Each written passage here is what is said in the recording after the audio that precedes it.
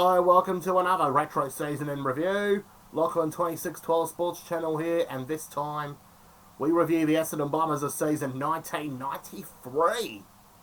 Well, it was kind of the last year of the early 90s and heading towards the mid 90s. Essendon had a bit of a okay start to the 90s. 1990 they made the grand final and lost to Collingwood. 1991, they got knocked out in the elimination final against Melbourne. 1992, they went 12 and 10 and missed the finals altogether. And now, Essendon, they weren't expected to make a big play in 1993. The experts and the ladder predictor had the Bombers finishing bottom to start 1990, and Essendon near the bottom in 1993. That's what the media was expecting. But it was the Essendon was starting to play the kids in their lineup. Here they got 20-year-old Ricky Olorenshaw, 20-year-old Gavin Wanganeen, 20-year-old David Calthorpe, 19-year-old James Hurd, 18-year-old Mark McCurry, 18-year-old Joe Massini, and 17-year-old Dustin Fletcher all became regulars in 1993 after Essendon had let go of a lot of experience, like Tim Watson, who came back halfway through the season, Simon Madden, Terry Danaher. They've lost a couple of players to Sydney, lost a couple of guys to other clubs.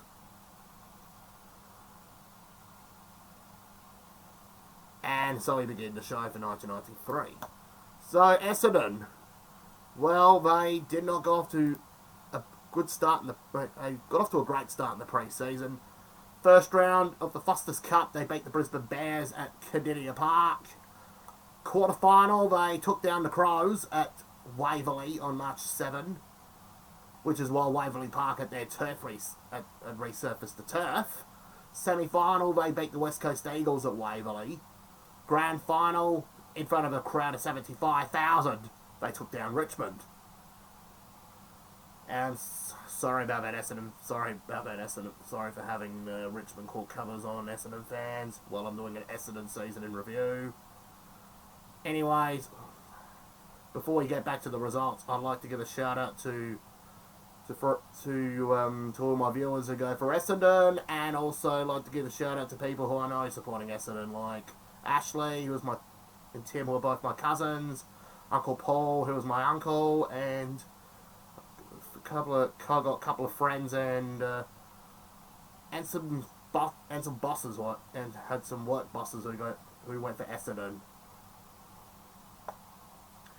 Anyway, let's get back to the season. Round one they got 1990 Essendon. They got 1993 off to a slow start. They'll win one out of the first 5 games.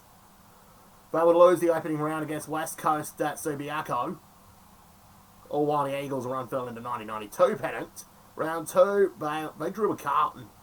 They nearly lost that game if a certain Stephen Carnahan did not kick it out of bounds on the foul.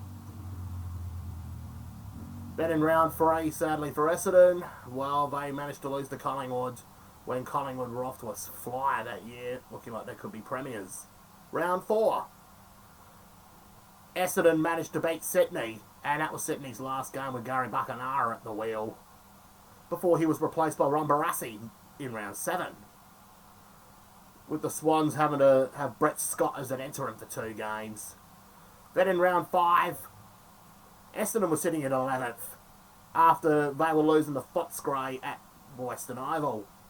And that was the day Essendon reject Scotty West managed to start for the Western Bulldog with Footscray. This was after round 5, Kevin Sheedy decided to change up his game plan, allow more of the youngsters to come into the lineup, and from there, it all clicked. Round 6, they managed to down Geelong at the MCG by 24 points. Oh, I was watching that game a few times, and what a shootout that was. Salmon kicked 10 for Essendon at one end, Ablett kicked 14 for Geelong at the other end. Essendon won by 24 points. Round 7, they had a bye. to give them some time to recover. Round 8, they took down St Kilda at Waverley Park. And that was a St Kilda team that time, which Nicky Wenmar walked out on due to the fact that his had contractual issues. And that was after the day he was racially abused. A few weeks after he was racially abused by a few Collingwood fans at Victoria Park. Round 9. The Adelaide Crows came to the MCG, and they still cannot beat Essendon in Melbourne that time. Round 10. They were behind at one stage against Fitzroy, and that was a game Dustin Fletcher, who was only still in year 12 at that time, had chose to play for Essendon Grammar that week over the Bombers. I can't believe he chose to play school football instead of playing prime time against Fitzroy that night. But still, Essendon managed to win by 4 points. And that was the game Timmy Watson was back for Essendon. Round 11, they managed to lose they beat Hawthorn at Waverley Park. And that was a Hawthorn team gunning for their Test premiership. Round 12. Well, round 12 was embarrassing for the Bombers. That was their first loss since round 5. The margin of 34 points. And that was to an 8-goal bag from Alajakovic, which included a fine solo goal. But in round 13, they got back on track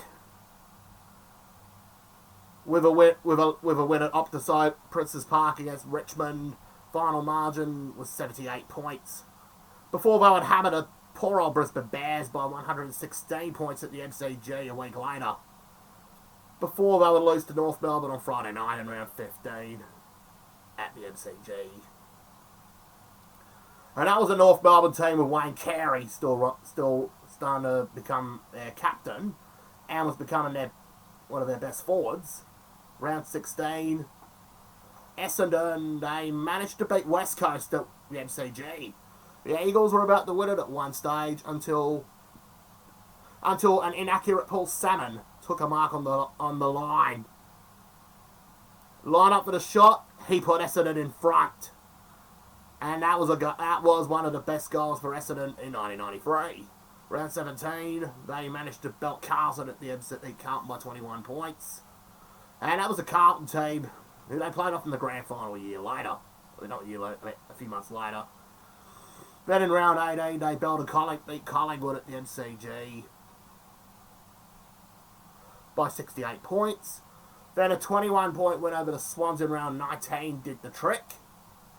Round 20 for Essendon, they belted the Bulldogs at the MCG. Round 21, they played their last game for premiership points at Canidia Park for 28 years. And this is the last game at Canidia Park with fans coming to the ground until that draft's going to break in 2023. And Canidia Park looked very different back then, which Geelong won by 32 points. And that was a Gary Ablett-led Geelong team too. Round 22, Essendon had the bye. Qualifying final day. It was the first and ever night final in the AFL. They would only go down by 2 points to Carlton at the MCG. Semi-final day, they were on the brink of elimination. And then they took down the Eagles by 32 points. Preliminary final day, Essendon down by 42 points at half-time against the Crows. It looked like Essendon's season was dead and buried. It looked like they were going to go play for 1994. And then Andrew Jarman's miss happened, and Mark Beckley let it rip in the Crows change troops at half time, which costed Adelaide the game. Essendon then came back in the second half to win by 11 points. Following a rev up from Timmy Watson, who was one of their older players, and Kevin Sheedy, the master coach. That got Essendon through to the last Saturday, September, to face Carlton, which they won by 44 points. Essendon got 8 players under 21 on the team. Carlton had none. Well, in that grand final, Kevin Sheedy made a controversial decision with the team selection, Derek Kickett was being dropped in favour of Dean Wallace, who was a personal favourite of Kevin Sheedy, as Essendon needed some extra defenders to help him beat the Blues. And that worked. That worked. That was a master plan from Kevin Sheedy. Well, if they were free on the bench at that time instead of that coming in 1994, Derek Kickett would have played in the grand final. Let's check the stats in 1993. The leading goal kicker that year was Paul Salmon with 65 goals. Coming second was Darren Buick with 52 goals.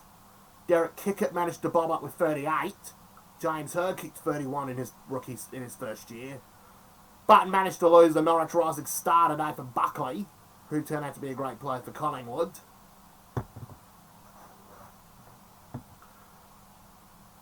The fifth best goal kicker in it, Timmy Watson, kicked 26 goals. Michael Simons kicked 23 when he was in 19 games. Bradley Plain kicked the same amount of goals, but he just played 7 games. Wow, 23 goals in 7 games. I think that was an average of like nearly over 3 goals a game. The leading possession getter was Gary O'Donnell with 610 possessions. The Essendon had a Brownlow medalist on the team that year in Gavin Wanganeen. 20 years old, coming from Port Magpies.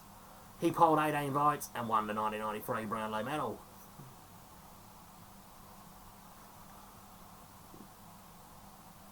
However, after winning the 1993 grand final, sadly 1995 was a hangover year for Essendon.